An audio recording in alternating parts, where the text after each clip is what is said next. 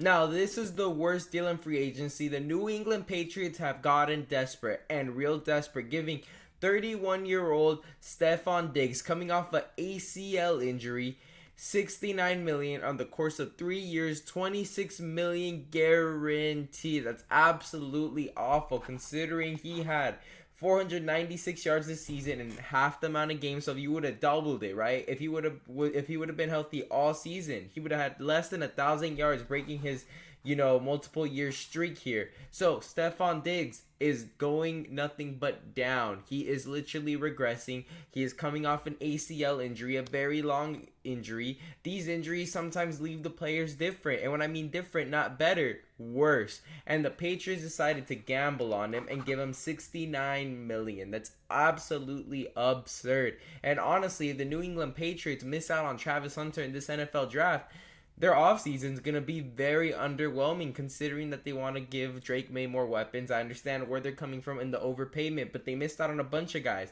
You let DK Metcalf go to the Pittsburgh Steelers.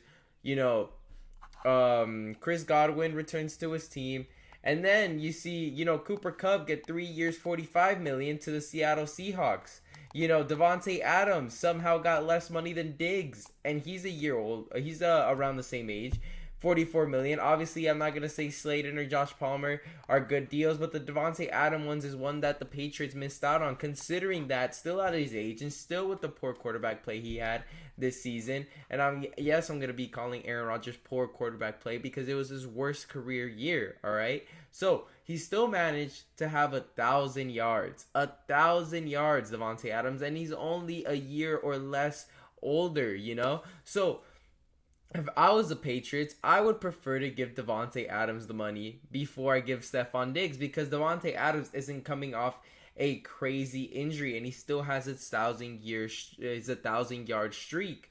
Now there was other options as well, like I said, Metcalf, there was Godwin, Cooper Kupp ended up being a free agent, and Devontae Adams. But the thing is, the New England Patriots have gotten desperate, and they are not really a place that wide receivers want to go to like it was with Tom Brady. Even though Drake May's a young, exciting quarterback, DK Metcalf gets traded to the Pittsburgh Steelers. The Pittsburgh Steelers yet to know who their quarterback's going to be, and he extends. He could have easily not extended, played his year out, but DK Metcalf preferred to stay with the Pittsburgh Steelers. And if you go down to weather or location, Pittsburgh's not too different from New England. So it's, to me, the Patriots have just lost their way.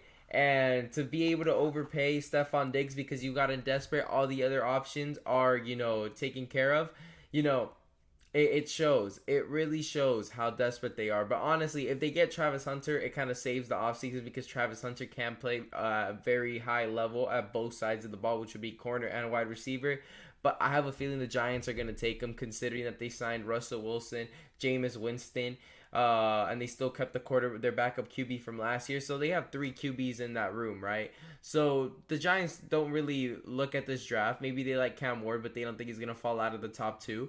But genuinely, the Patriots, if they don't get Travis Hunter, I don't think their offseason is going to be well. Aside from Carlton Davis, I don't really know what substantial free agent they brought in. And they're going to have to do a really good job with the draft. And if Travis Hunter is selected, I'll say, it's salvageable. But the thing is, I think he doesn't get past the Giants. There's a good chance the Browns take him. And then, just keep in mind Cam Ward, Abdul Carter, and then we're going to see Travis Hunter be the third guy selected. 100%. And then fourth is going to be the Patriots. And that's why the Patriots are probably going to try to trade down, considering that they probably want one of the 2 of the 3 guys that I just listed that isn't a quarterback. But they're going to get selected on 2 and 3. But anyways, make sure to leave a like and subscribe. Leave a comment down below if you think Stefon Diggs was an overpay or was it just the right price. To me, that's a complete overpay. I would have avoided Stefon Diggs. I would prefer to go out and draft, a couple wide receivers in the draft, one in the first round and one in the mid round, instead of getting Diggs, because he's coming off an ACL injury and he had, 496 yards in 8 games. That's pretty poor. But anyways, thank you guys for watching.